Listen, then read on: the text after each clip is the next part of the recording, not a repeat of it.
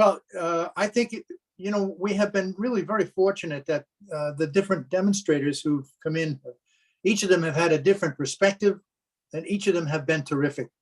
And Kris Barrens is no exception to that. She's really an extraordinary artist, just a lovely lady. She exudes a kind of a joyful surprise in her work. I think that she's just terrific. I'm very, very pleased to have her. If you looked at the NFWS newsletter, the Water Bucket, if you read it, you've seen her qualifications, which are extensive, participation in many societies. She's had her work published in lots of different places, all very, very justifiably. I think I'm just really pleased about having her with us. So I can't go on much more than that. It's just a terrific painter, and we're really looking forward to the things that she has to say. So Kris, it's your turn. Okay, I have unmuted myself. First of all, thank you, Mike, and thanks to all of you for inviting me onto your screens. And I'm excited about showing you some of the things that I like to do in watercolor. I'm originally from Green Bay, Wisconsin. I grew up there and spent my first 50 years there. And I now have a place about 80 miles north of Green Bay where we spend 4 or 5 months out of the year. And currently I'm in Sarasota, Florida. My husband and I have been spending winters here for almost 20 years. We're in a community that attracted us because of the extensive art activities here. So that's a little bit about that. I'm a graduate of the University of Wisconsin, where I majored in related art, which was more having to do with textiles, textile design, weaving, fabrics, that kind of thing. And I actually had a yarn store in Green Bay for 6 years. So that was my background, was more in fibers at first, although I have always been interested in all different kinds of art and was strongly influenced by my father, who took up watercolor painting in his 50s. And he had a brother also who encouraged me quite a bit, and he was a professional commercial artist. After my children were born, I went back to school and studied graphic design and went to work as a account executive in a number of graphic design firms. And it must have been around the mid 1990s where I was able to do some illustrations for some of the graphic product packaging. There's a huge paper industry in Green Bay, and we would design tissue boxes and prints that would go onto toilet paper and that kind of thing. And I got to be involved in some of that illustration. And of course, because I was familiar with watercolor through my dad, I said, well, let me give it a shot. Before you send it out to an illustrator, I'll do it on my own time. Just let me try it. And some of them got published and printed, and they were in Home Depot and Target. And I just got so excited about all of that it really gave me a big boost and encouraged me to keep working in watercolor. So in 1999, I ultimately wound up retiring as a graphic designer, account exec, and my husband and I sold our house, went on a big trip. I heard you talking about Santa Fe. We spent a month in Santa Fe as part of that, and I took a watercolor workshop there. And that was in '99, and that's when I really started devoting myself to fine art. You'll see that this is maybe a little bit different kind of presentation than you've had so far.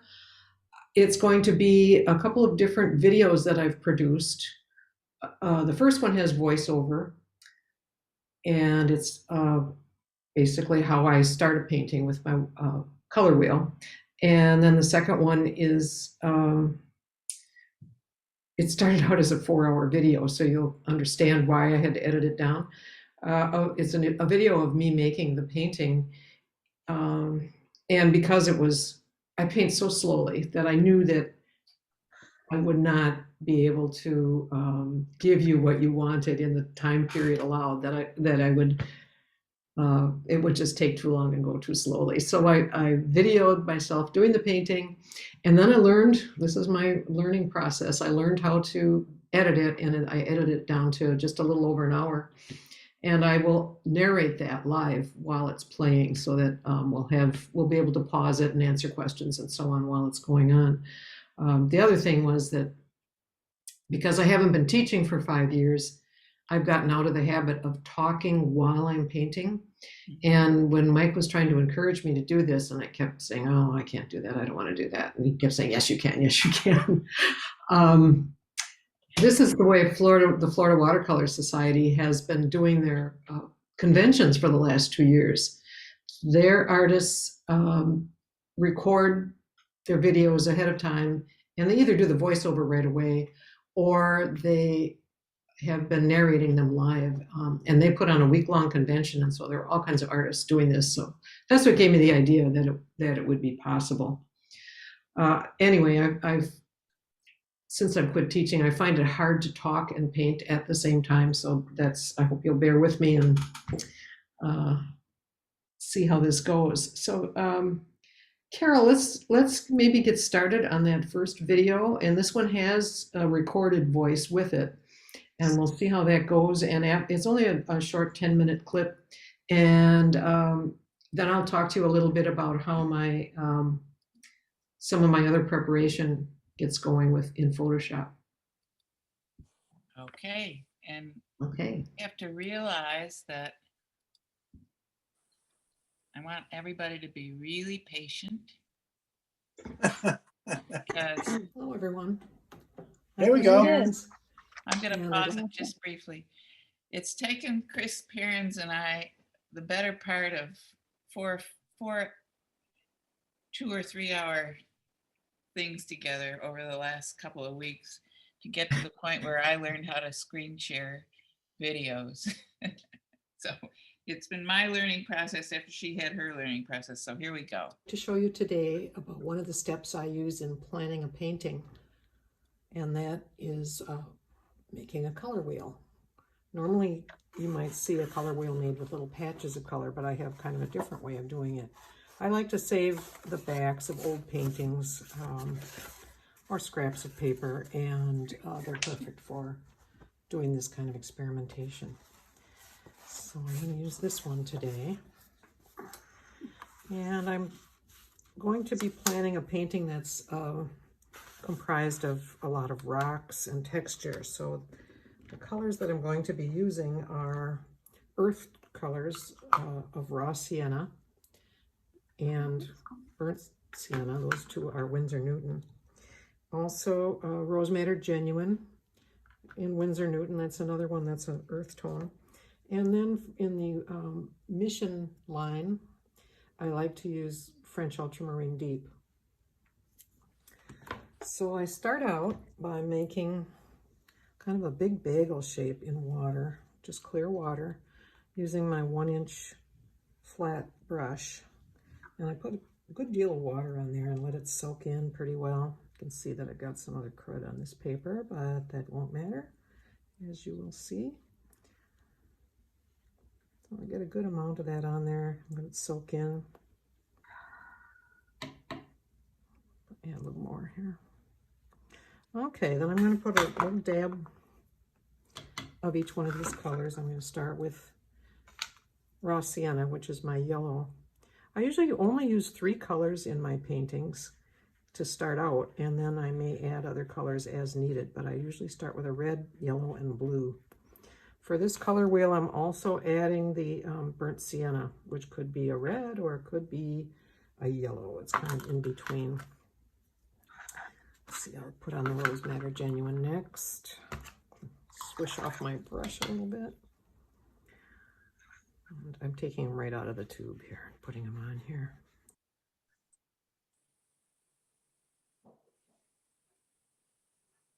Okay, I like to plan my colors in advance. I find that if I have to choose from everything on my palette as I'm creating a painting, it's kind of overwhelming. So I really enjoy having those decisions made ahead of time. This is the French Ultramarine Deep. And I'm just going to put the burnt sienna in here as well. Now you might think that any burnt sienna will do, but I have found that Winsor Newton burnt sienna gives me the blacks and grays and browns that I want to get. And I've experimented with about 5 other burnt siennas, other brands, and I'm just not able to get the range that I want to get. I often get kind of greenish colors with some of the other brands. So I've really relied on Winsor Newton French, not French Ultra, but burnt sienna. I think most of my paintings have that color in it. Okay, now I'm going to just let this mix on the paper, as we so often do in our paintings. And rather than working with just little patches of color, this gives you the true accurate effect of mixing on the paper. And you're able to see if you're getting the secondary colors and the tertiary colors that you'd hope for, and you might get some happy surprises. Sometimes you get some unhappy surprises. I will find often that a new yellow does not want to mix on the paper, and it just lays there in a lump and is very dead and won't move. For these purposes, I'm looking for granulation because of the rocky texture in my painting. It's nice if the granulation can do some of the work for me and give me some of the texture. This is turning out kind of pale. I'm going to add a little more of the French Ultra here, just to make sure I've got enough of that in there to give a true idea of what's going to be happening.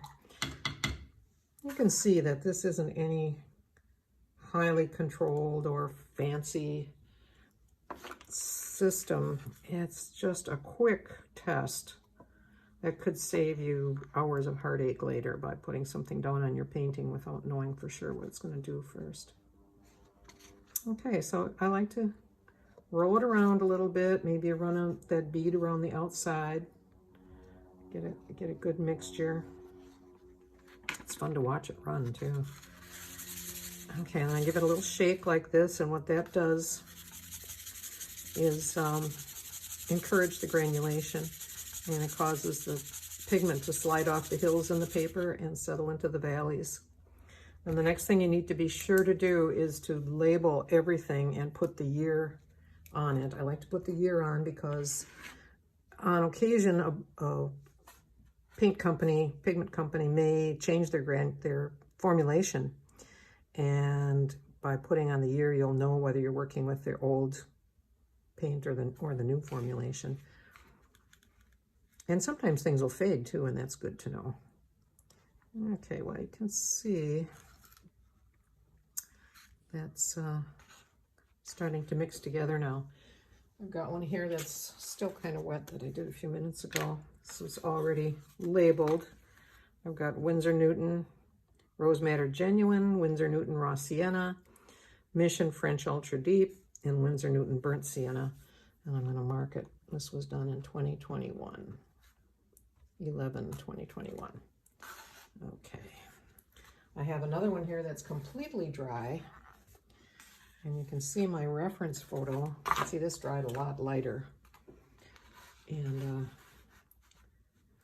the reference photo that I'm going to be using is the one with all the Rocky Mountain texture and colors in it. And I felt that these tones in particular really worked well and will help to give me that atmosphere and mood that I'm going for. Some other ones that I tried before I settled on this arrangement of 4 colors are some of these. And as you can see, they're not quite, this one's close. This is Raw Sienna, Burnt Sienna, and French Ultra, but it's missing that Rose Madder Genuine. That's why I'm working with 4 colors now, because it just needed that true pinky red. But the rest of these, they're just not working for me. I might use them in some other painting at some point, but for now, I'll just save them and see if they inform a painting in the future. Hello everyone, I'm Kris Parins, and some happy surprises.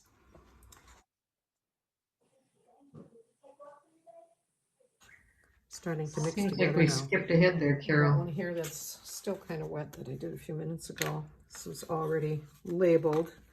I've got Winsor Newton, Rose Madder Genuine, Are we Winsor Newton going Raw over it Sienna, Mission French Ultra Deep, and Winsor Newton Burnt Yeah, Sienna. it's And I'm it gonna kind mark of it skipped at the Easter end there, and then it 20, went back to the 2021. beginning, or back to the middle. 11, Are we at 20, about the 21. same place though?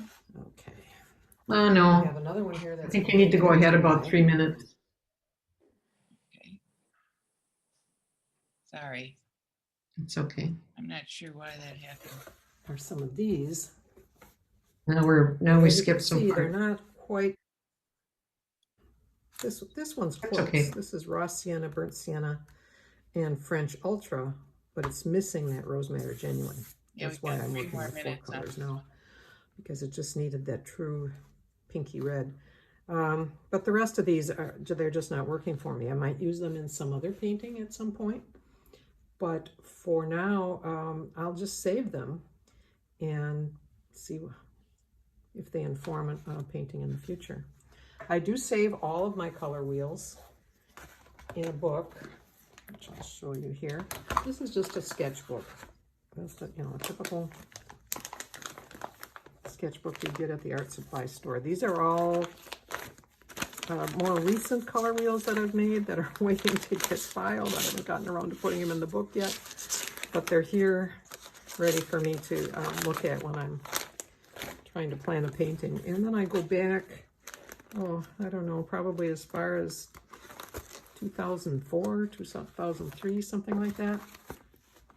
Sometimes I'll make a note of what painting I used these color wheels for, and it comes in really handy. Here's a workshop that I did with Nita Engel, and I've got the palette that she recommended in color wheels.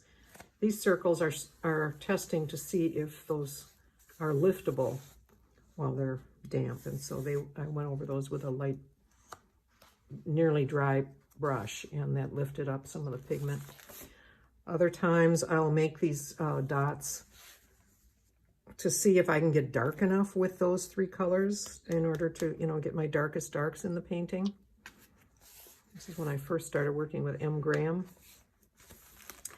And other times I'm just checking for granulating properties, using different brands of paint and trying to get granulation. This page over here really shows up the granulation and the different burnt siennas and burnt umbers going back to 2009. So anyway, that's what this book is for. It really saves me time when I'm ready to get going on a painting. I can look to see what might help me communicate a mood or an atmosphere.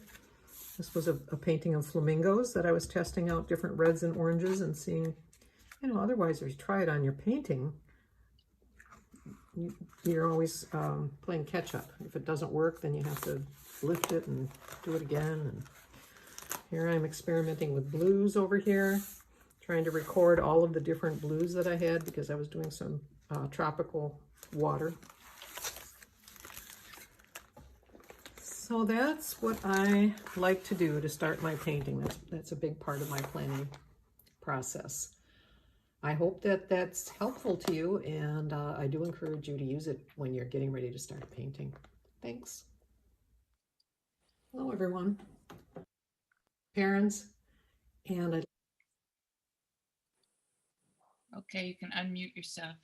Okay. Excellent.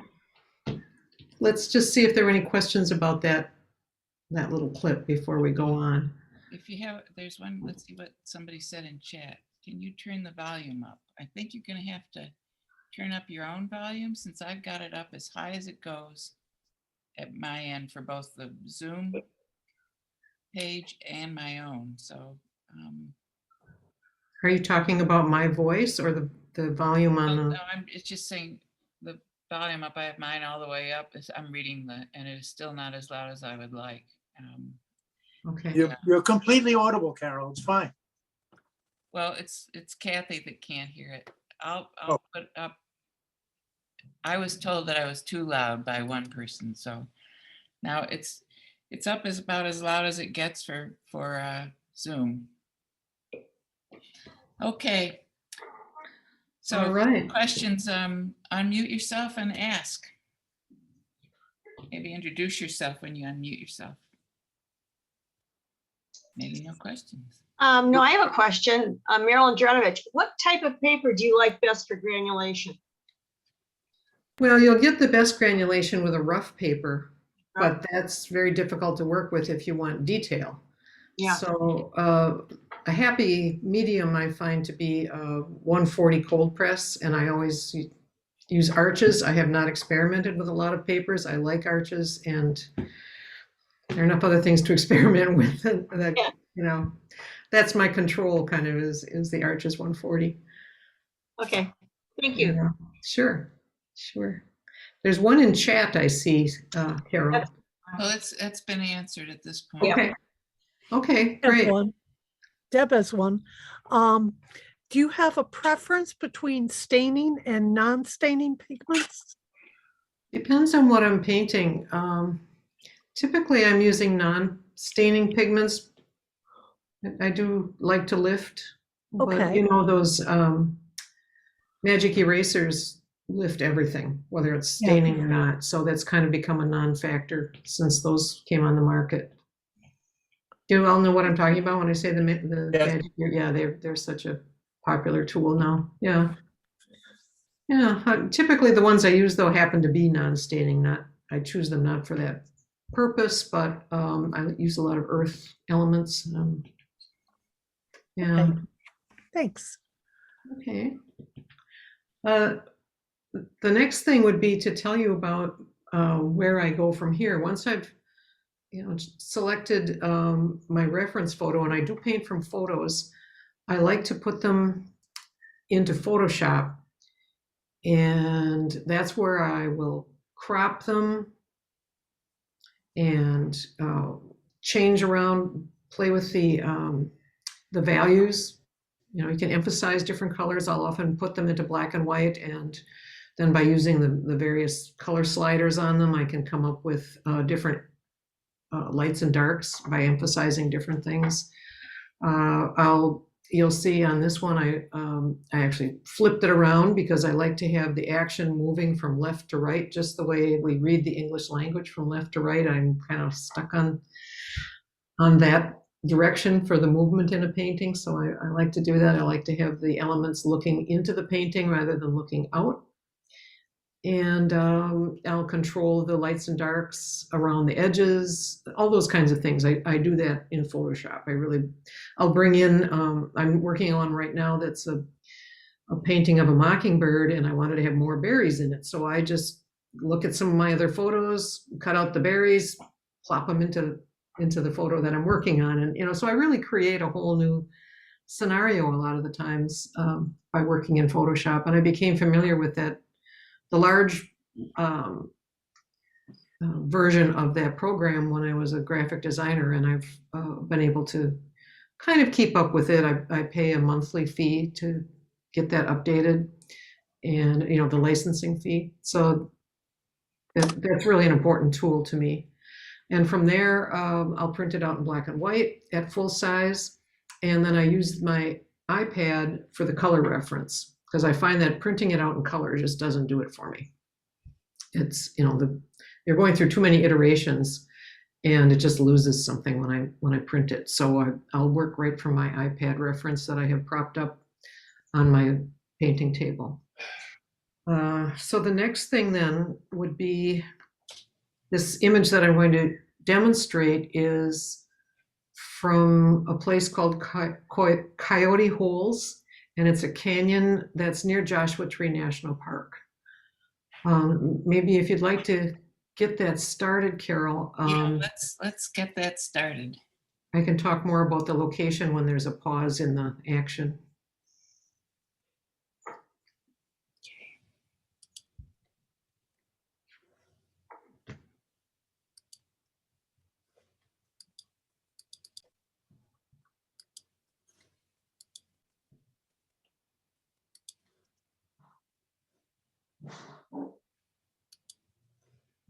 Oh, I think I got it.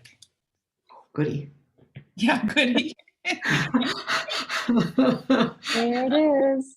All right. Okay. That was Yay, Linda. this part I'm narrating Right, there you live.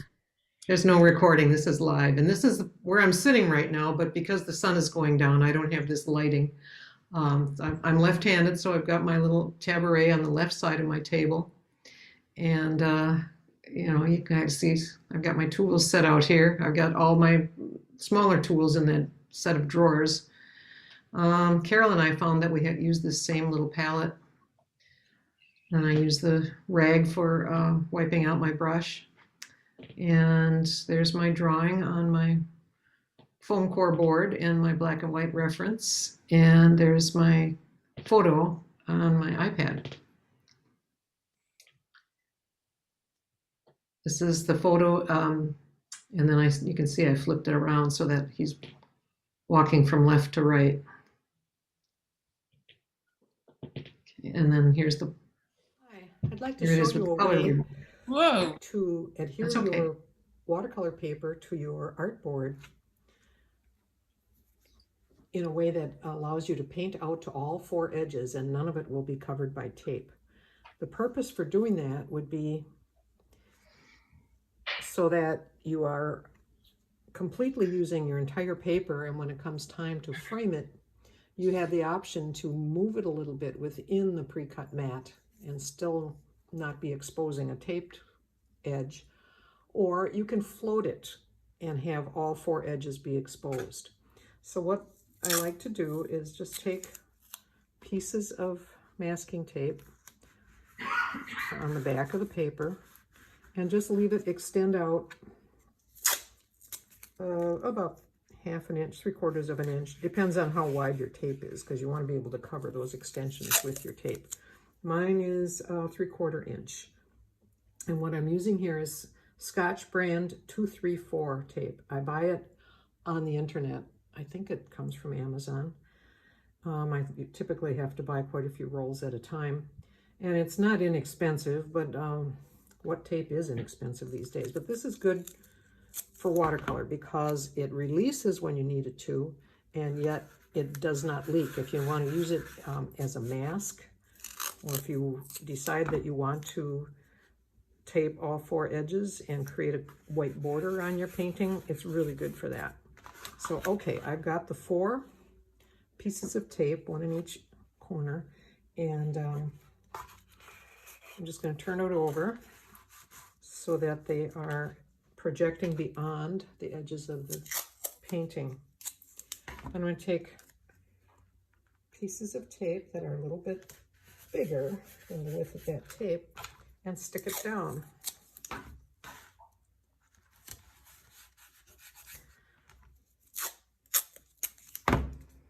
This is good for a 1/4 sheet paper, or even smaller ones.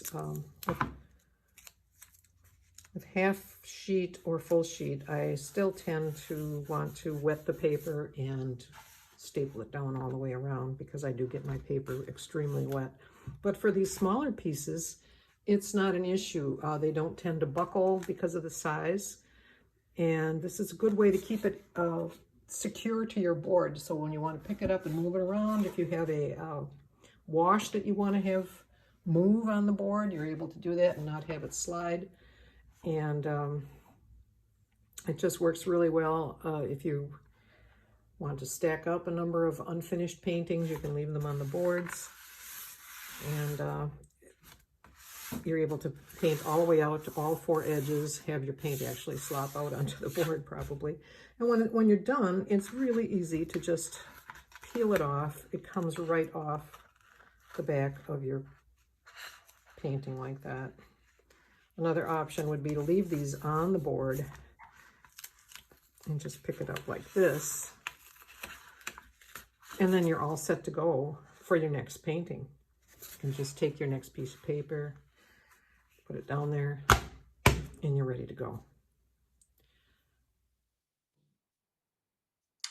Okay, that's the end of the voiceover. Now this is live again. And I'm using the same pigments that I used in that color wheel that I demonstrated a little while ago. I like to get each of the colors activated with some water on my palette so that I've got a puddle of each color ready to dip into, rather than sticking my brush into, some semi-solid gooey stuff.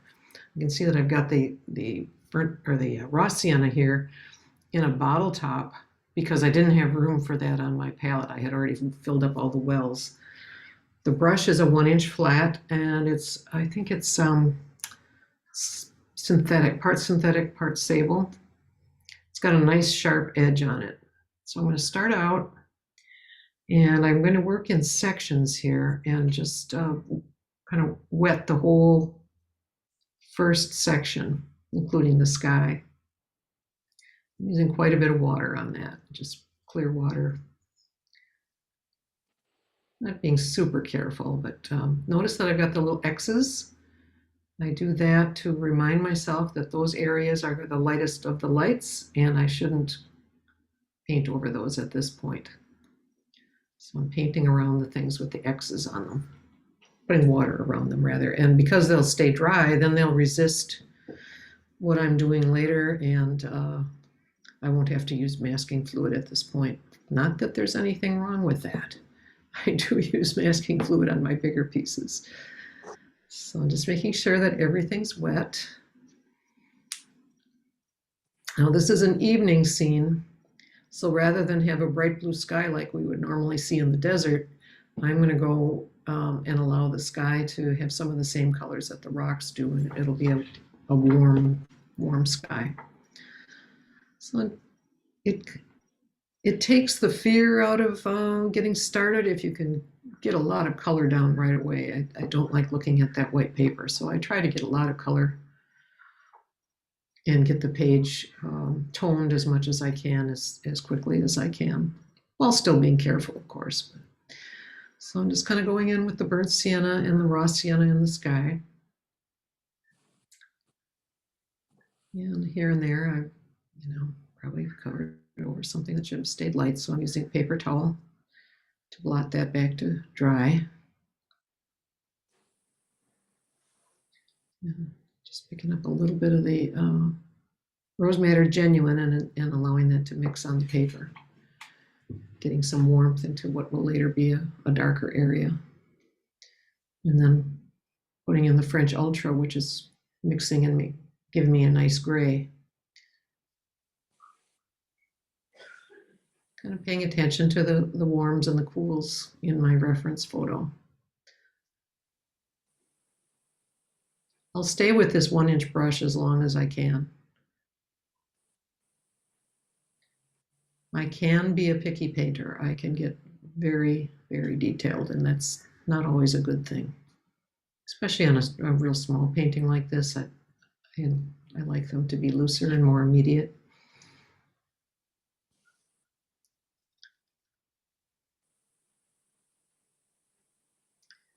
And we've got the sun coming from the right side, and they're fairly low sunset rays coming in, so we have fairly sharp shadows at that time of day. The nice thing about this, if you get a good 1-inch brush, you can use the corner and the sharp edge of the flat to do just about anything. You can really stay with this big brush for a long time.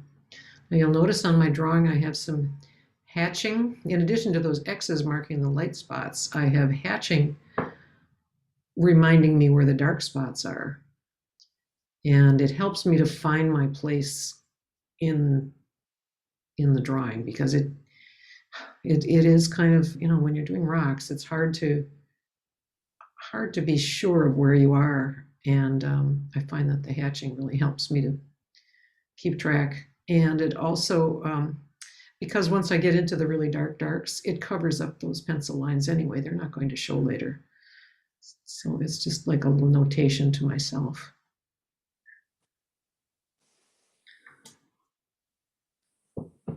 So that's the most distant 2 layers of rocks that I've got covered with paint right now. I'm just adding a few thoughts of warmer color.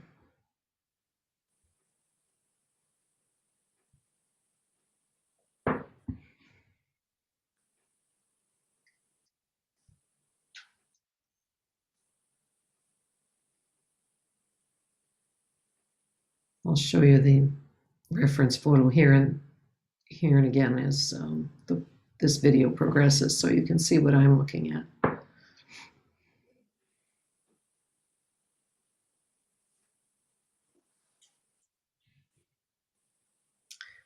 And there I'm just using clear water to soften that edge. I don't want to have a hard edge right there because the edges of those bushes is quite soft.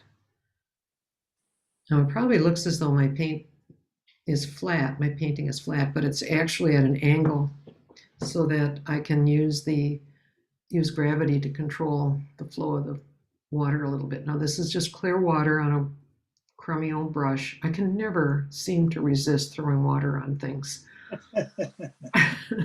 I just love the effect of the texture that I get when I'm working on rocks. And it really helps me along with creating a natural random texture so that I can't get too picky with it. It's more random. And I've got, yield toothbrush too. And I'm picking up some of the paint off my palette to spatter in some different colored paint. Trying to be careful not to spatter it into the sky too much. So you can see it's just kind of here and there. And I'm going to use my old brush to pick up some of the bigger dots of water that aren't really going to help me at all. Now I've got it speeded up. So there we are, back at the reference. You can see how light some of those spots are, where I have it marked with X's. So now it's time to go in and do the next most distant layer of rocks, actually the next closest layer of rocks. And I'm being a little careful along that wet edge because it might not be completely dry yet. So I don't want to have that blurring into this layer. I want to keep it crisp. And I'm painting around the figure at this point. This area has less detail in it, less of the faceted rocks. These rocks are volcanic. It's so interesting to me that they actually formed under the surface of the earth due to volcanic activity, and then over eons, the surrounding earth was worn away and they became above the ground. So that, the canyon floor where the figure is standing is the product of erosion. And there are petroglyphs high up on these rocks. And the story has it that at one point the ground level was way up at that point. And since then, the canyon has become deeper and deeper. So the mystery of how those petroglyph writers got up that high is explained by the fact that they were probably standing at their normal level and the ground has since worn away.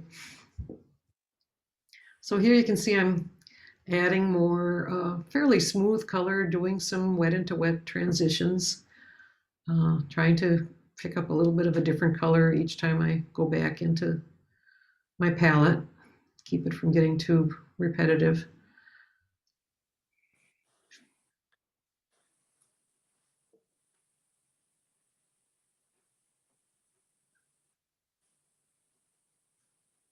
Seems like we jumped back again, Carol. Like this was painted and now it's unpainted.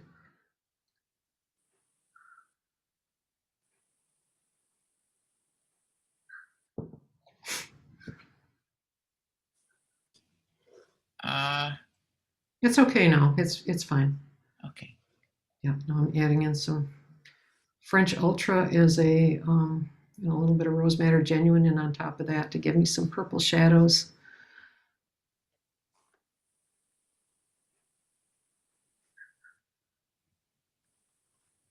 Do you ever use brown matter? I used to use it a lot. It fades. And it would get so gooey I could never get the cap off. I'd wind up twisting the tube into a little knot. I don't know. I just kind of got away from it. But I do like it. I like the color of it. I just didn't like the way it behaved. Yeah.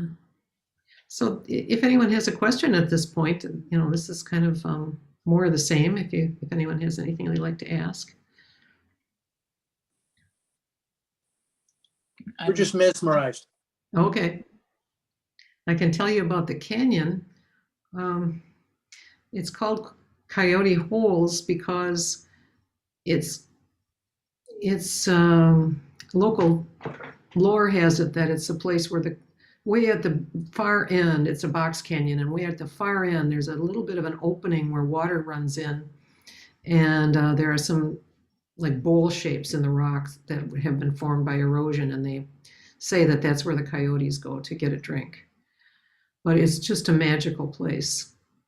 We got in there close to sunset, and there were other people around, but everyone was just in a hush, like as if they were in a cathedral. People were so respectful. And the Native Americans, of course, revere this spot as well, but very little vegetation, but very few animals around too. There were a few birds flying overhead. There were some signs of nests here and there. I think I saw a rabbit.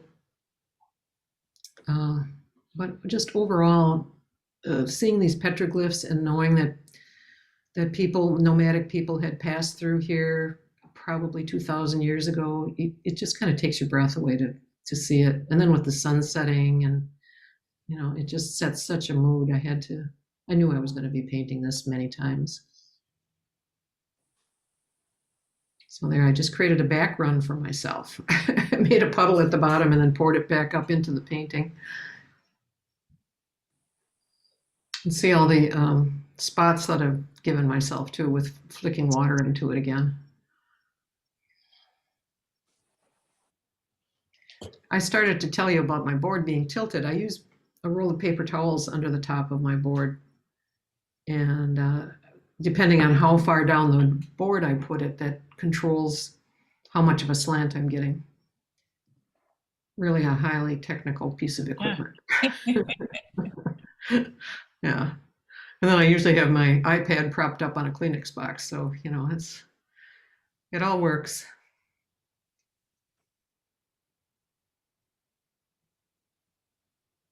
Now our eye will see the focal point in sharp contrast when we're looking at a scene. And then everything around the periphery is going to be blurry. And I like to create that same feeling with my paintings. Not that I'm going to do something that's hyper realistic, but I do like to have far less detail out toward the edges and have things get softer and blurrier toward the edges. And it gives more of a feeling of the way our eye perceives the world. I don't see the tape thing on this one that you showed it. Well, I think maybe it's at the top and bottom, Okay. possibly. I think it is. Probably tape thingy is also a very technical term. Yes, the thingy, the tape thingy. Uh-huh. That's brilliant. Well, I didn't make it up. I think it's an old framing technique used to. A lot of framers will put their piece of art taped to the backing and then just set the mat on top of it without attaching it to the mat. I learned to tape things to the mat, but just using that method to tape it to the backboard works pretty well, and then you don't have any tape on the surface of the painting, which is probably a big no-no. But as everybody says, you can really beat up a piece of Arch's watercolor paper, so we do that. Do all kinds of things to it. Pretty tough stuff. This brush that I'm using is probably one that I went through college with me. It's really old. I don't give up on brushes. When I'm filling up my palette, I have a set of old brushes, one for yellow, one for blue, and one for red, so that I'm not ruining the points on my good brushes. And I just use those if I'm doing a pour. I'll use those for mixing up the pours, and even for making the juicy wet spots on my palette, I'll sometimes use those old brushes rather than take a chance with a really nice expensive brush.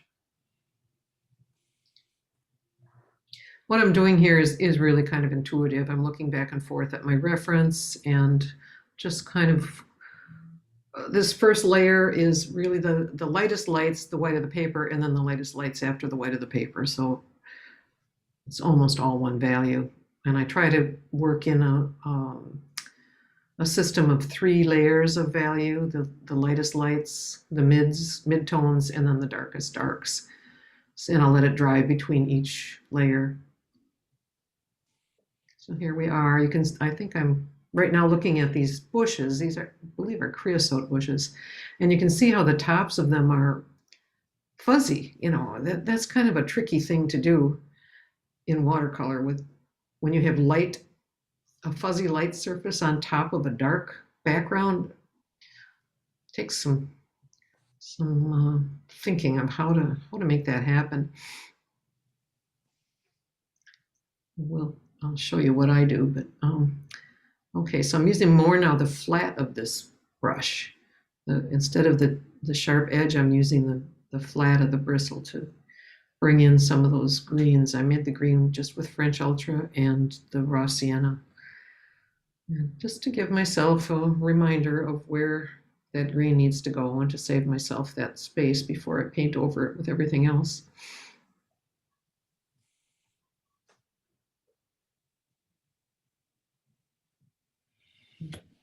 Putting in that shadow between the layers of bushes.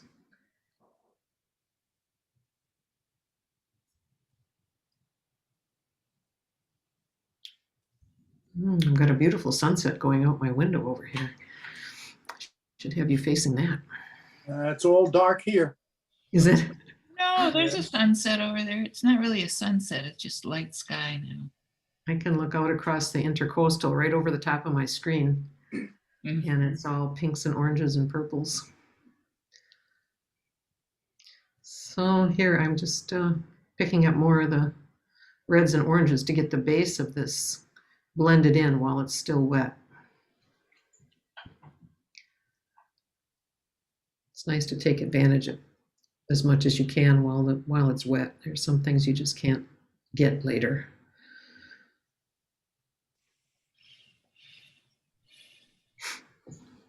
Kris, do you Mhm. freehand draw, or do you use a light box and trace? It's kind of a combination. Once I've created my pattern in Photoshop, I print it out in black and white to the full size that I want to paint it. And then I transfer the basic shapes to my paper using graphite paper. You know, I've been an artist all my life. I know how to draw, but I don't necessarily want to spend hours and hours doing it. I really much prefer painting. So I do my designing and I'll make all those decisions in Photoshop. And then after I have transferred the basic shapes, not necessarily rocks and trees, but when I'm doing architecture, if I'm doing a city street or whatever, then I really need to get the perspective right. Just a second, I want to tell you about the dry brush here. I love doing dry brush. This is a way of getting that sparkly sand, and I'm using the flat of the brush where if you can drag it on the flat, you're going to get that broken surface. And the fun part about it is if it dries and then you do dry brush over dry brush over dry brush, you wind up getting almost like a granulated effect where you're seeing each of the colors separate but sparkling through each other and blending on the paper. It's really kind of a fun thing. It's really perfect for rocks too. So anyway, back at my many excuses for not making drawings. After I've transferred the basic shapes, then I'll go back in and kind of find where I want to do my dark darks and my light lights and define those. And I'll add some of the details and make a few changes with my pencil. But yeah, I've kind of gotten away from doing a lot of drawing. Excuse me. I get inspired by by what I see when I'm traveling. And I really, I take my photos with a painting in mind. So they're pretty close to what I want to paint. And then by doing the tweaking in Photoshop, I'm good to go. You know, it's still wet into wet, and I'm just adding in some dark. So I'm getting a combination of greens and purples and browns just by doing the wet into wet across the ground.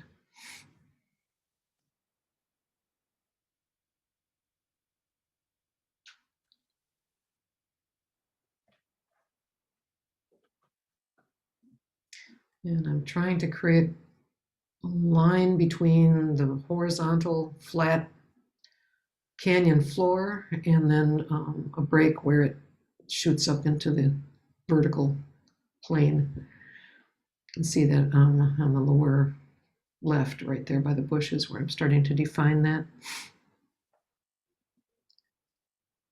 And I have to be careful not to overdo this stroking or I'll lose all of that lovely broken aspect from the dry brush. Notice that I just felt the top of that with the back of my hand. You know not to put your fingers, the front of your hand, onto the surface of the paper if you can ever avoid it, especially when it's wet, because it's very fragile when it's wet.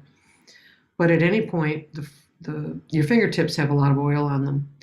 And there have been times where I could not get rid of that fingerprint. It would not accept paint. So if I'm checking for dryness, I'll use the back of my hand. I'm showing you these brushes here. These are a couple of, one is sable and one is synthetic. I use them interchangeably, and I like to have one for water and one for color. I think they're probably about a size 10 with a real nice point on them. And I'm going to go back in now, since this is dry up above, and do my second value quite a bit more carefully than I did this first go round.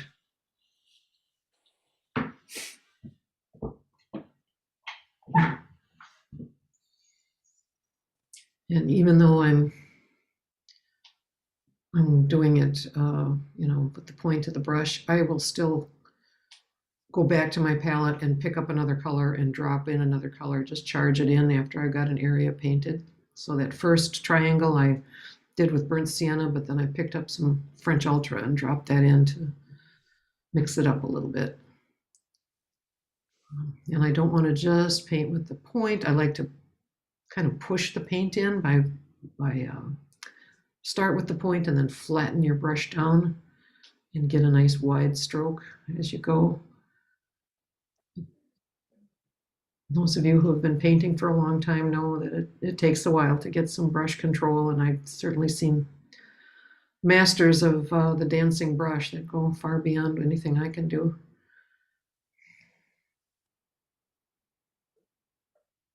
Do any of you know Bridget Austin? Have you seen her work at all?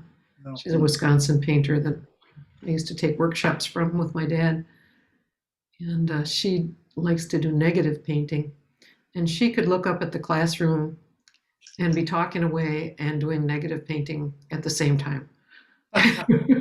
Mostly florals, but it was just like watching a magic trick. There's a real intuitive art to that.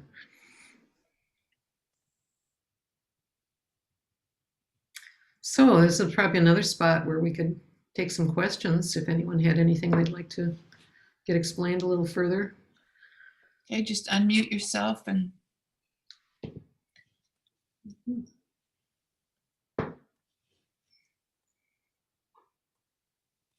People are just watching. Watching.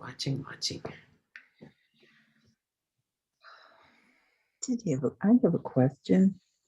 Go ahead. Oh, good. Well, I had to get it on my screen too. Okay. That 1-inch flat. Oh, I'm Sharon Bartel. Hi, Kris. Hi, Sharon. And 1-inch flat brush that you started with, and it has such a nice sharp edge. What kind of brand? I don't know if this is the one. What I have here right now is a Museum Topaz 1-inch, and I got this from Mission. It's made by Weber, W-E-B-E-R.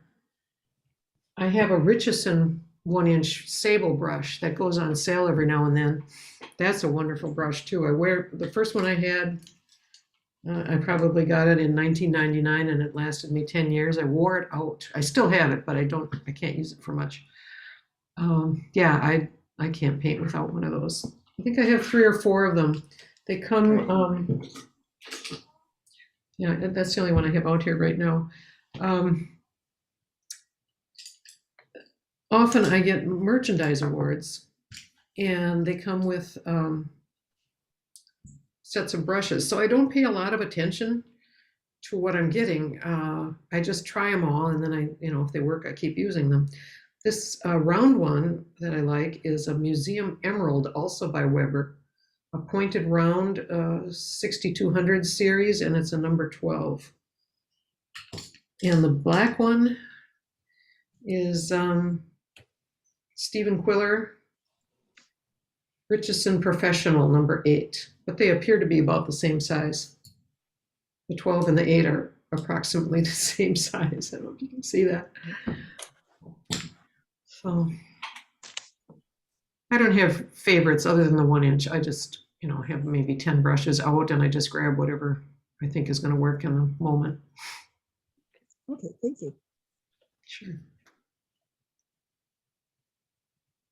See, I'm getting more detail now and I'm trying to find the shaded sides of some of these broken rocks, some of these facets.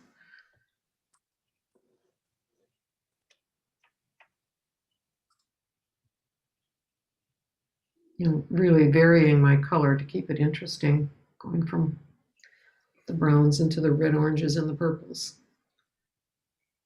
Probably somewhat more colorful than it actually was, but that's what makes it art, right? We get to exaggerate. Absolutely. So when you said you've taken some workshops and things over the years, are there people that you really loved as a result of taking them, or got a lot? Well, I've never had a workshop with Dean Mitchell, but I tell you, I would, don't tell my kids, but I'd give my firstborn to take a workshop with him. Yes, too. I don't think he does it. I don't think he teaches. No. John Salmonen was great fun. He was very polite, but he declined. Yeah, he's a master. Boy, is he good. Oh yeah. I've had a lot of fun in John Salmonen's workshop. This was probably 10 years ago when last time he taught for, maybe it was the first time he taught for the Florida Watercolor Society. I flew down here early ahead of the season to be able to take his workshop. It was for the Florida convention. That was we had him in 2014. Okay. I'm here for a week. Yeah. Yeah, it was a lot of fun. And Kathy's lovely. His wife is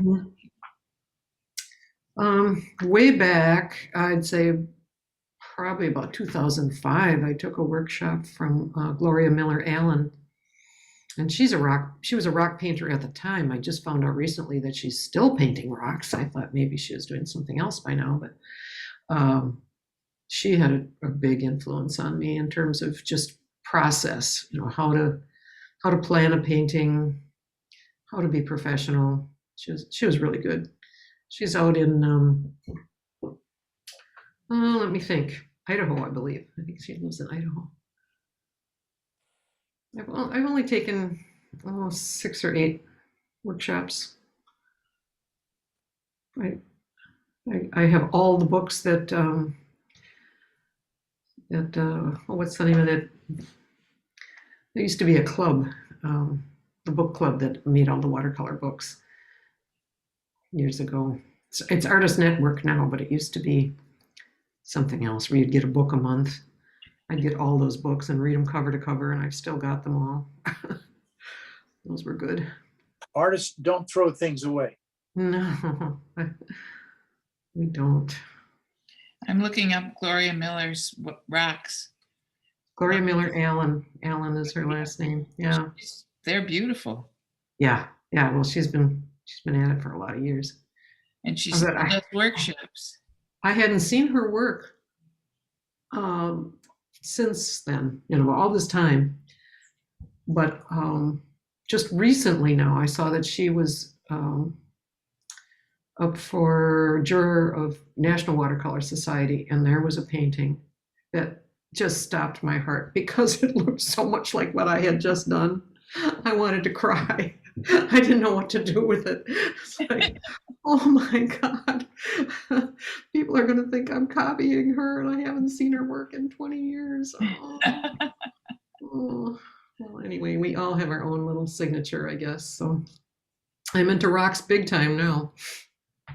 And it was all a result of this time that I spent in the desert. It was in right in the first year of the pandemic. We went out to the Mojave Desert and towed our little trailer out there, and my son was rehabbing a cabin, and we were working with him. So we were living out there for 7 weeks, and I lived in the trailer out in the middle of the desert, and went into Joshua Tree National Park about 4 or 5 times. It is such a completely different climate and atmosphere than anything I have ever experienced, being from Wisconsin and Florida, both so lush and green. It really had an impact on me. I'm still painting it after a year and a half. I still have paintings planned and hope to continue. I've probably done about a dozen from that experience.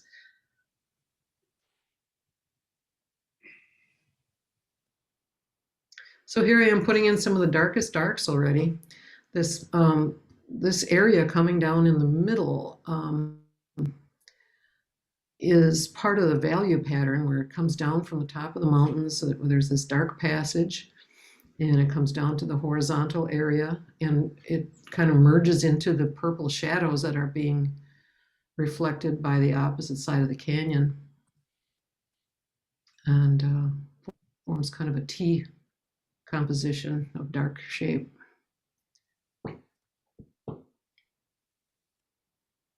So this is kind of a slow process here. Paintings start out fast, and then they get slower and slower and slower as you get. I often think of the old days when we had typewriters. I'm really dating myself now. And you'd be typing a page, and if it was perfect, as you got down to the bottom third, you would slow way down because you didn't want to have an error and have to start over. That's kind of the way it is with a painting, that you just really slow down. If things are going well, you just don't want to screw it up.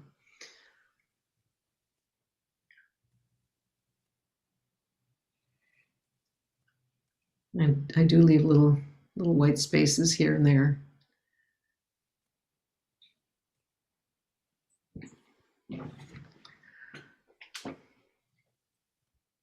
Bear with me, because pretty soon I've got it on speed again, and it'll go real fast. This is kind of putsy here.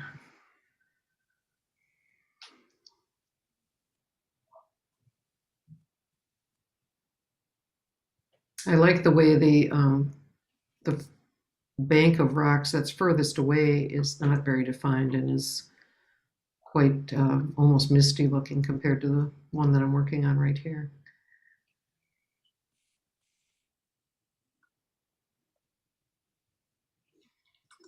Does it seem funny to be watching a lefty?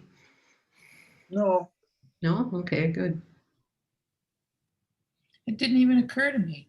Oh, No, I'm not thinking of that at all. No.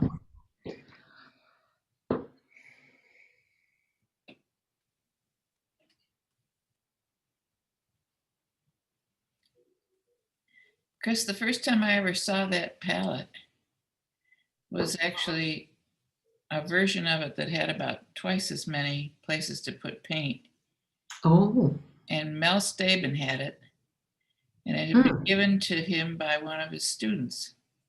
Okay. And he used it for all the workshops that he taught, and I don't think he used it in his studio, but I thought it was so brilliant that you could that's actually waterproof. Well, mine isn't. Well, mine is still. I actually have 2 of them. Oh. Same thing. And I take them on the airplane and put them in with my clothing. I also put them in plastic bags, but yeah, they're pretty good. I Does dropped, it keep your paint from drying out? no, No, mine doesn't either. I had hoped that it would because it's got that rubber seal on it, but it doesn't really seal. no, I have to wet them every time I open it, Yeah. but after, it's one of those things, you see a teacher that you value has something going and I want it. Yeah. Yeah. Yeah. This is one that I got with the Mission brushes and the Mission paints and everything else. I got that palette. And I like it. I used to use the big Pike palettes, and I think I have 3 of them. But this one is, I figured I would just use it for plein air, but I use it for everything now. It's big enough. It get too many colors out there, and it just confuses things. Yeah, I find it just fine. Although you do have, what is it? What color do you have in the bottle cap? Yeah, raw sienna. I have a couple other ones too that are just for occasional special uses, and it's a way to add a color without having to get out another palette. I used to just put a gob of paint in one of the paint wells, or one of the paint mixing wells, but that gets messy in a hurry. Yeah, I do that, and it does get messy. Yep. Yeah. I like the idea of the bottle top. Well, not too many of these ideas are new with me. I can't even remember who I borrowed that from. Same thing with the color wheel. I know that I saw that from someone else years ago, making a color wheel that way. And it was something that really applied to my previous methods of pouring, because I needed to see how things were going to mix on the paper. When you're pouring, I mean, things are running all over the place. And I liked it so much that even after I moved away from pouring, I still continue to do that and look at my book of wheels before I start painting every time. Well, I think that's the reason that we all pay attention to workshops and demonstrations, because other people do things differently and you want to see what they do and how you might use it. That's part of what we do. We got Right. a tip. We got a tip for everybody here from Sue Liddell. A tip Okay. here for extra paints. Contact lens cases work great. Oh. They will fit in your palette. Mm-hmm. So there you go. Yeah. Okay. This fits in the palette too. I can close it right over that bottle cap. I don't wear contacts, so I don't have any contact cases. I No, suppose I neither could do I. get some. Yeah, I could get some from my daughter, maybe. And if you go in the craft department at Michael's, they have little tiny containers, clear plastic containers with snap-on lids or screw-on lids. And Right. those are good for extra paints. Cheap too. You can get a dozen of them for about $3.50. There was one workshop that I went to, and I can't even remember who the teacher was, but the only thing I got out of a week's long workshop was to put a sponge in my palette. Oh my, that was an expensive sponge. And I didn't do that for very long because I didn't open the palette often enough. It got very moldy. Yeah. Down here, if we're going to be gone for long, I have to put the palette in the refrigerator to keep it from molding. See, now my darks are not as dark in this second layer, at least not so far. I'm trying to keep a little bit of a division so that you sense a sense of space, that one is in front of the other. We've got some overlap. Now I've got it on probably triple speed for this part. If anyone has a question, just go ahead and speak up. I'm just going to be adding this second value as we go on this closer set of rocks. How about, do you paint every day? No, I don't. It's a love-hate relationship. I feel guilty when I'm not painting, but it's hard to make myself start. unless I'm really fired up about, I'm in the middle of something. And I've learned the trick to trick myself by leaving something half done at the end of the day. Never finish something at the end of the day, because then you have to start cold. So I leave it undone, and then I have something to work on when I come back the next time. But no, I go in streaks, and I can and have gone as much as a few months without painting, and then come back to it. Takes a while to get warmed up again. But Is that go ahead, Mike. north or a few months in the south? I'm sorry. We lost part of that, Mike. Start again. Is that a few months that you would skip when you're north, or would you skip when you're in Sarasota? Well, I get pretty busy here during the high part of the season. And so sometimes I'll go a couple months here without painting. I'm here for 7 or 8 months, so on both ends of the season I paint, but in the middle when there's a lot going on, I might not. And then when I'm up north, I'm surrounded by family, and the Lord only knows what's happening. It depends on what's going on in the rest of my life. I'm retired, and I hope to enjoy my family and the surroundings, and hiking and kayaking and biking and all those other things too. So it's a part-time activity, but I do enjoy it. Well, that shows. Thank you. Tell us about all the shows that you've entered in the last year. Yeah, I was talking to you about that. Because of so many of the big shows going online due to COVID, last year I entered 49 competitions. Wow. Yeah, never to be repeated. I thought that would be a good thing for people to know. It was insane. Oh, but the thing is, when a show is online, you don't have to frame it. You don't have to ship it. Sure. And you can enter shows that are back to back without worrying about any transportation time or any of that. And you don't even need to own the piece. All you have to do is have a good digital file, and you can enter it in a show as long as it meets all the requirements.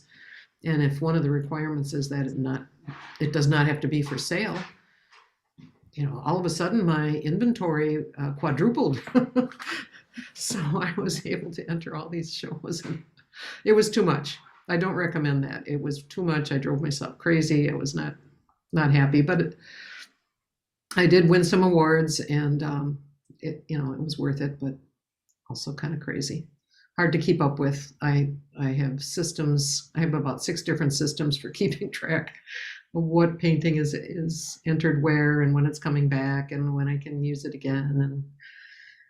And it's just crazy. But no, I think this year we're going back into real live shows, and I think that'll be better. People want to see the real art, close and personal.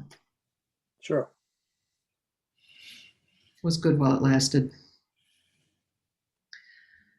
So I've got some dark shapes in here, but I think they're standing out to be too dark. They're too much like outlines, and so I'm going to get in and rework some of those, soften them, and get some shadows that blend in with them a little bit better. This coming in on the left side here, I feel is too light. I don't like to have such a light area at the edge of a painting. So I'll tone that down a little bit. Here I'm just creating some dimension. Back to the 1-inch brush, you'll notice. And also getting a little dry brush going on here by dragging it. And I'm still painting around that figure, because I'm going to want to have that shirt isolated so I can get some pure color on it.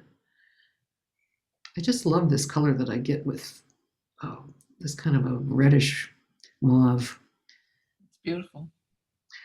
So back at the bushes and at the figure, I think I'm going to start working on the edges of this this foliage now. Woo. Yeah, how about that? That's probably what I said. Doing? Yikes! You're gonna ruin it. What am I doing? Well, we're getting into these purple shadows now, so it's going to have to start getting pretty dark. But I'm dragging in that dry brush in order to create that broken edge of the foliage along the top. And then I'm using my wet brush to soften the top of that edge. And I'll continue to work around that. And you see up next to my water jar there, I have a piece of paper that I use as a tester. That's something I really recommend everybody do. And it's helpful if you can have a tester that's the same paper that you're painting on. And you can just make sure that your brush doesn't have too much paint on it and that it's the color you want to have. And then when you have those strokes of color up there, if you're thinking of glazing over something, you've got it up there to try it and see what happens if you put this on top of that. You know, then what's going to happen without having to try it on your paper. Yeah. Is that something everybody does? When we're Just- thoughtful. Yeah, I guess, yeah. Yeah. I did it today, but it was the first time I'd done it in a while. And I did Mhm. it because I'd watched you do it. So Oh, I must see have there, I've got a nice broken edge. That's a good one. Yeah. trees So and this- bushes are a challenge. Yeah, this is a dark shadow that's made with, you know, just my good old French ultramarine and the rose madder genuine again.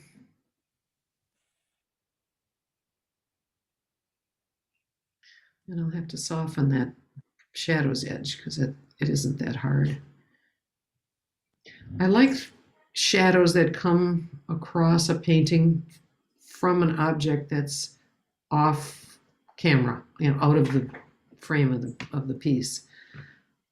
I think it adds a lot of life and helps you to imagine the rest of the scene, that there's more to it. There's something, you know, off to the right there that we can't see that's creating this shadow.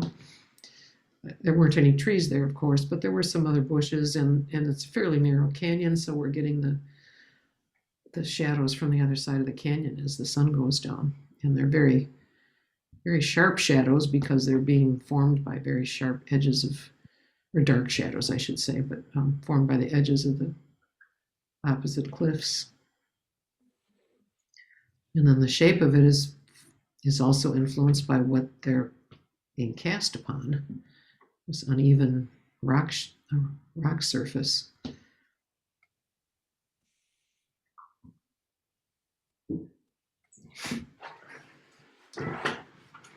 That's where my wet brush comes in handy. It's just basically just clear water on there.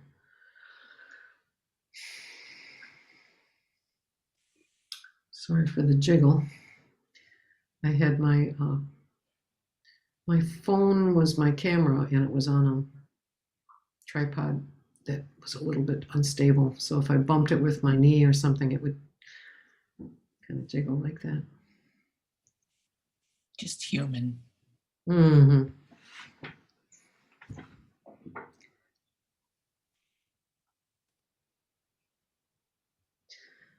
Yeah, this is pretty raw looking right now, but I think that I'll soften it as time goes on here. I took a workshop from Mary White, and she called this the big scary. Yeah. Yeah. She would do this on a, you know, while she's doing a portrait right on the side of somebody's face. She would take out her pure French ultra and then stroke into it with burnt sienna. It was scary, but it worked. She's very self-assured. Isn't she something? Yeah. Yes. It was about 5 years ago that well, first of all, I saw her exhibit at Art Center Manatee here in Bradenton, Florida. And I went to the opening and she was there. It was a special for our art center there to be able to go to something that she was present at. And I was so overtaken by the beauty of those watercolors, I started to cry. I couldn't even talk to her.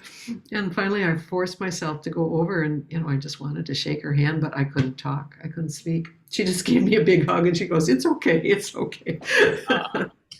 Yeah. Both the subject matter and everything about the paintings was just overwhelming. A whole room of them, and they're enormous. They are just huge. And then her husband had made these hand-carved frames for them. It was just, a whole room of them just blew me away. Then I was later able to take a workshop from her at which I did not cry, and that was a good thing. Yeah. She's actually kind of come to our area and do a 2-day workshop in a couple of years. Oh, take it. Don't miss it.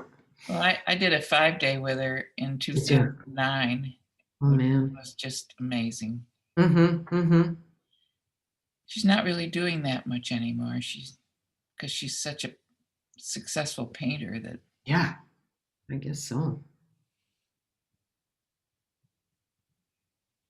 So I'm getting in these really dark darks. Excuse me, who was the artist you were talking about from Bradenton, Florida? Mary White, but she's actually from Mary White. Virginia. Right, Yeah, okay. she's Or South Carolina? She's from South Carolina, Charles. South Carolina, yeah. The ballerina, Carol. Yeah, Yeah, ballerina of watercolor. she's not married to that framer anymore. No, I know. Oh. She's moved on. Yeah. I think he still frames for her, though. I don't know. Maybe. He's crazy if he does. Yeah, so now I'm just getting into a little more of the definition here on these brushy bushes. You get some dimension in there, and they have their own cast shadows and their interior shadows.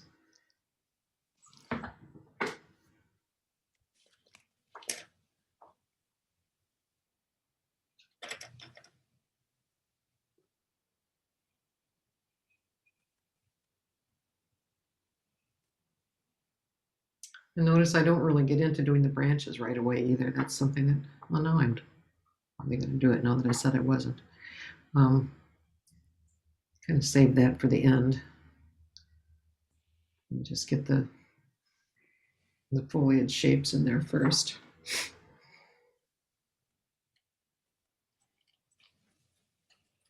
And, using this smaller brush to do a little bit of the dry brush.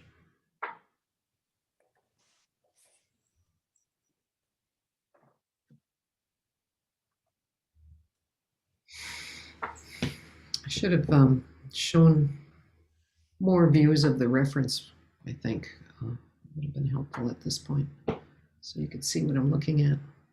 Maybe when something we can do when I'm sending out emails about this, about the link to the YouTube channel, is have a photograph of your reference too. Yeah, we can do that.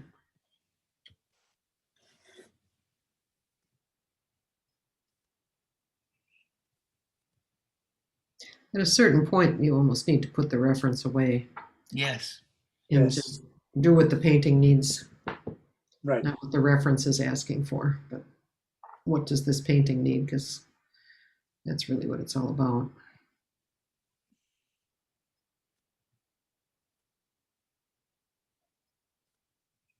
Now we have the man in the white shirt. Yeah, I was wondering about that you didn't paint that. I mean, you so carefully painted around the figure. I did, Leave because it he's white. well, I wanted to save that raw paper because I wanted to put a red shirt in there, and so often you can't get a good red if you've already got some other colors behind it.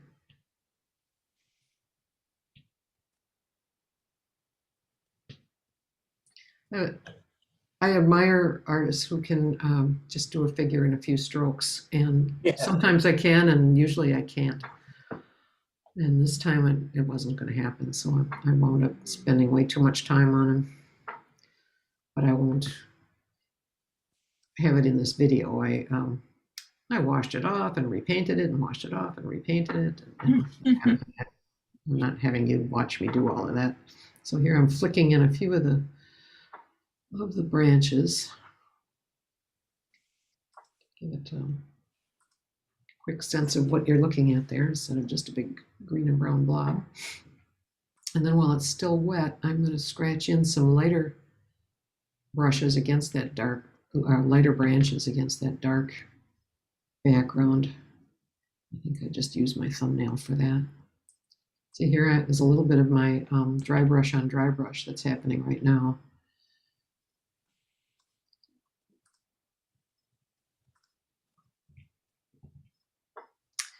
Yeah.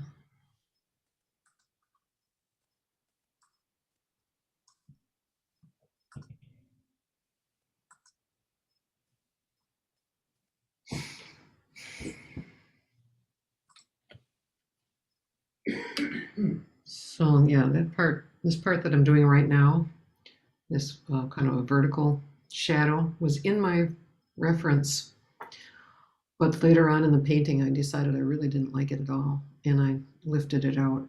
You'll see in the final that vertical went away. And that's pretty easy to do, especially early before a painting has gotten old.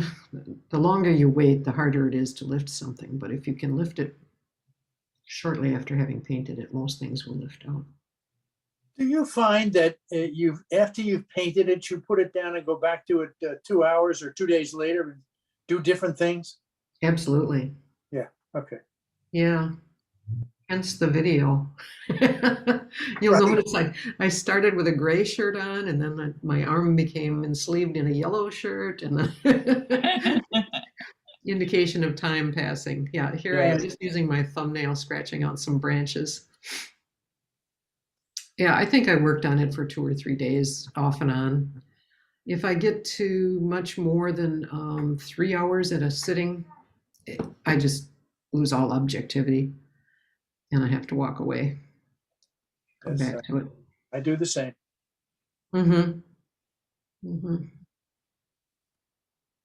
Think of all those painters in Paris sitting around the cafes in the afternoon. That's why they were out painting these haystacks in the cathedrals in the morning, and then in the afternoon they'd go sit in the bars and the cafes.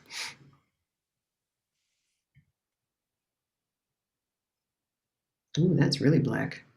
Nice though.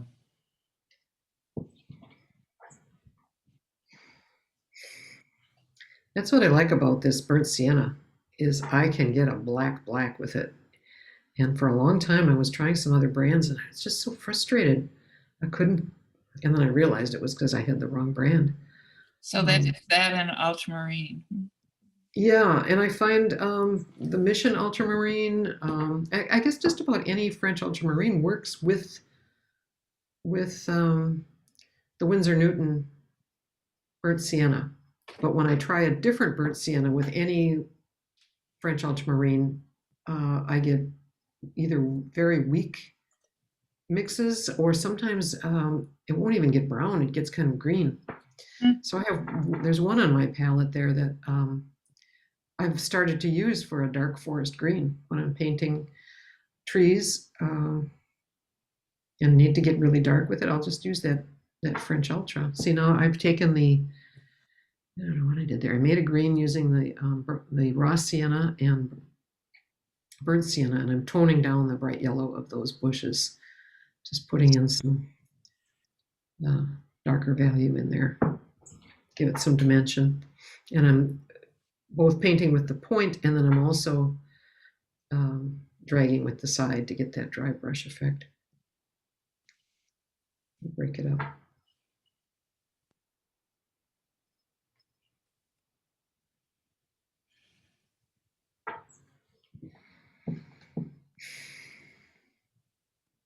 And that orange color that I've got on my palette there, I think is, what is the name of that yellow? Not the one in the corner is Aureolin, and then the next one is Is it quinacridone? no, I'm looking at my oh, New Gamboge. That's what it is. It looks dark. It does, and I think it's the Mission New Gamboge, which is almost an orange. Yeah, I love quinacridone gold, but the Winsor Newton doesn't even have that anymore. It doesn't have the genuine. They've quit making it. Daniel Smith makes it, I think. Maybe not. You still have that pigment? Because I heard that the pigment manufacturer had quit doing it. Huh. Mhm.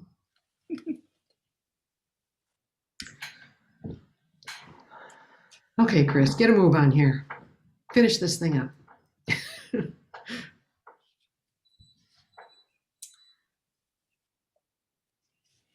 You caused me to put down Winsor Newton burnt sienna as a pigment I have to buy. The one to get. Yeah, it's very versatile. I have Daniel Smith, and I don't use it much. I think I have it in every painting I've ever done. I can't seem to get away from the French ultramarine blue either for making darks. It's just my go-to. I know there are a lot of ways of making black, but that plus the French ultra is what I tend to use. I've got some blues on my palette here I should probably scrape out because they're so intense and they're so turquoise. Now here I'm getting in on the figure. I'm zooming in on him with my Ken Burns effect. That's what it's called. Not just, I'm not kidding. It's in iMovie. It's called the Ken Burns. This was my first experience using iMovie. And it's not intuitive, at least not for me. It was quite a long learning experience, and I certainly don't know everything there is to know about it. But I did learn how to clip things out and speed things up. So I'm going to try here to get this shirt in and save some whites. But ultimately, this is what you're seeing me do now is not the final version. I wind up doing it over again and putting in more shadows and lifting and just really messing around with it. I think that I moved him into the shadow from either another painting or another part of the painting. And I think that the lighting on it just didn't feel right because he's supposed to be partly in the shadow, and yet the shadow is going all the way around and behind him. And so, long story short, I wound up making the whole bottom 2/3 of the figure in shadow, ultimately, after fooling around with it like this for a long time. See, his legs are completely in shadow, but even with that, I'm able to get a darker dark. He's got one leg off the ground and the other one is firmly planted.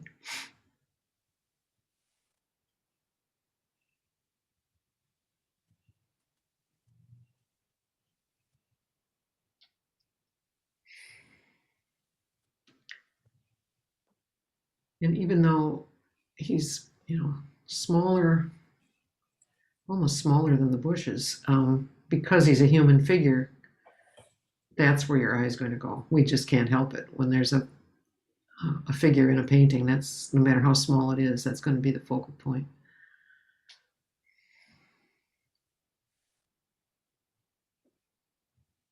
Especially if you paint his shirt red.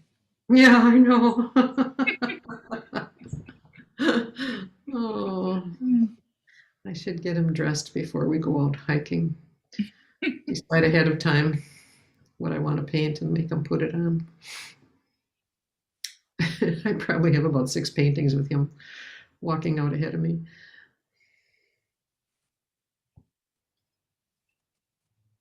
Can't go wrong with a red shirt and a dark background. No, it's good. Then we have to do some shadows to root him to the ground.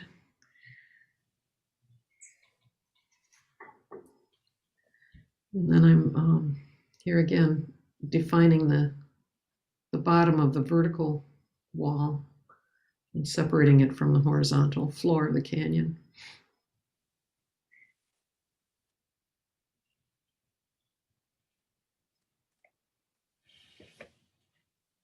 we had weather there that would go from 100 degrees during the day to into the 30s at night. It was really quite shocking. Classic desert weather.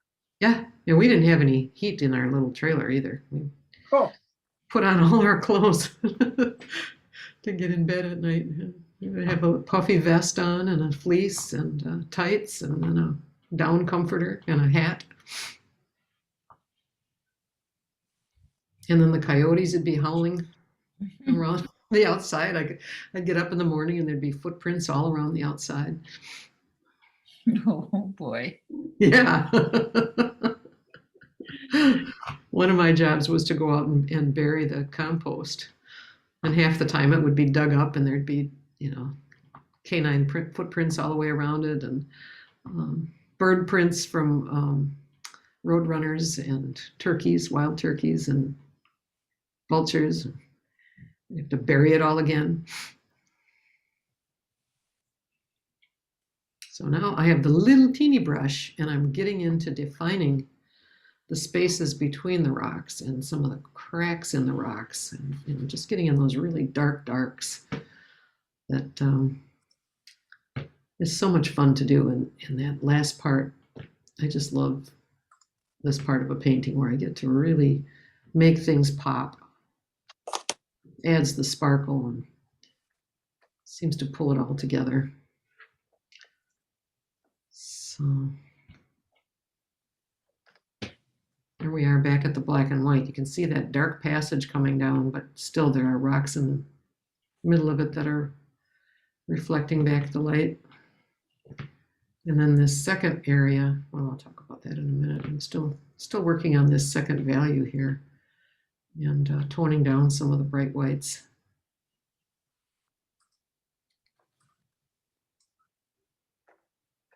I don't know that I left very much of anything that was really the white of the paper after it was all said and done.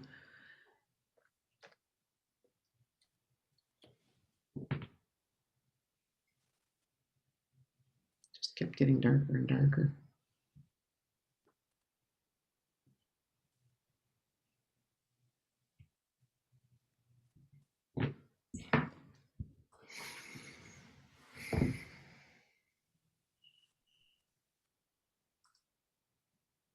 And that dried so light that I'm going back in again now and toning it some more because it dried almost white.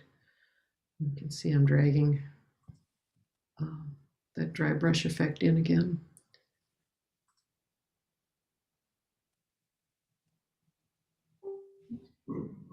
This is part of a series. The very first one I did was a very strong vertical, and it had an eagle's nest way up at the top.